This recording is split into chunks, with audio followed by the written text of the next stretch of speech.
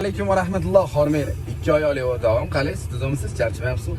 Xorazm o'zida mototsikl qarab yurganlar bormi? Yoki Xorazm uzog'lik qiladi desanglar, dastavkalari bilan ichida men sizlarga masla eruvchi replika topib qo'ydim. Bitta obzorni ko'rib olsanglar, xudo xolasa, juda ham chiroyli narxda berib yuboradi. Ketib birgalikda ko'ramiz. Ushbu ko'rib turgan texnikalar Yamaha eruvchi replikasi bo'ladi. Qora rangda, original Zonshen motorida 250 kubaturali juda ham yaxshi mototsikl. O'rganmoqchi bo'lgan birodarlarimizga yoki endi boshlayotgan o'rtoqlarimiz uchun esa juda ham yaxshi variant hisoblanadi.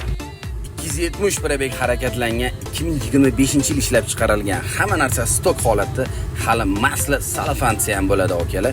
250 litali motorlarda turibdi.